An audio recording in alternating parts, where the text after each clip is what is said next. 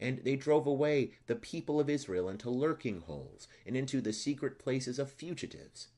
On the 15th day of the month Caslu, in the 145th year, King Antiochus set up the abominable idol of desolation upon the altar of God. And they built altars throughout all the cities of Judah round about.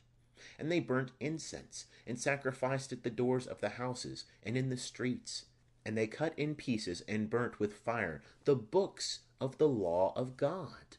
And every one with whom the books of the testament of the Lord were found, and whosoever observed the law of the Lord, they put to death, according to the edict of the king. Thus by their power did they deal with the people of Israel, that were found in the cities month after month. And on the 20th day of the month they sacrificed upon the altar of the idol that was over against the altar of God. Now the women that circumcised their children were slain according to the commandment of King Antiochus. And they hanged the children about their neck in all their houses. And those that had circumcised them they put to death. And many of the people of Israel determined with themselves that they would not eat unclean things, and they chose rather to die than to be defiled with unclean meats. And they would not break the holy law of God, and they were put to death. And there was very great wrath upon the people. End of chapter 1. Chapter 2. In those days arose Mattathias, the son of John, the son of Simeon, a priest of the sons of Joarib, from Jerusalem, and he abode in the mountain of Modin. And he had 5 sons, John, who was surnamed Gaddis, and Simon, who was surnamed Thassi, and Judas, who was called Maccabeus, and Eleazar, who was surnamed Abiron, and Jonathan, who was surnamed Aphas. These saw the evils that were done in the people of Judah and in Jerusalem.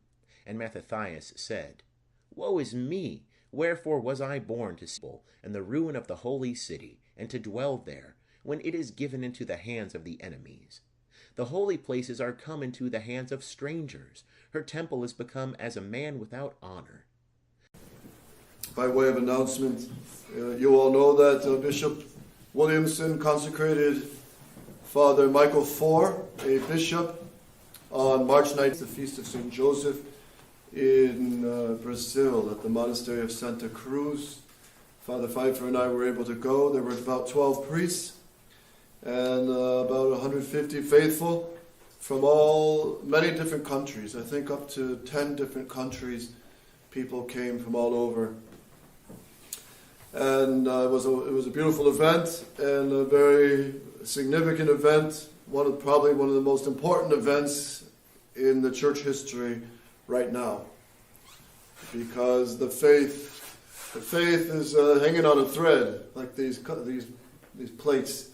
The faith is hanging on a thread, but God doesn't need much, and the devil will never triumph over his church. And we hold on. We maintain the faith handed down from Christ and the apostles. Now, on a second point, if you really want to see an interesting film, you can look up A Sign of Hope. It's a film of the seminary when it was in Ridgefield in 1986. And Father Bormeau actually did the filming. It's kind of a homemade film. It's certainly not professional. But it's an interview with many seminarians. It's an interview with Father Williamson at the time and a number of the priests. And just watching it the first 5 minutes, that's the old SSPX. It's the old SSPX. And you compare that to the films they're bringing out now, and it's just, what a difference. You'll see.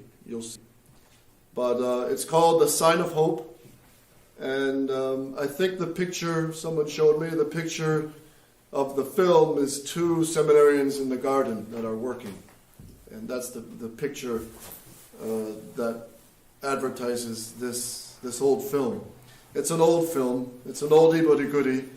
And it really shows the old SSPX, the old spirit of the SSPX, which was the spreading of Christ the King, to preserve the priesthood, the faith, the Mass, as Archbishop Lefebvre loved so much, and as a bishop did his duty to maintain. He consecrated bishops in regardless of Rome's threats and false excommunications and suspensions. And he said, these things don't bother us, because how can we be excommunicated for preserving the Catholic faith? And he said, canon law defends me. And he even said, I should be very happy to be excommunicated from this conciliar church. This conciliar church.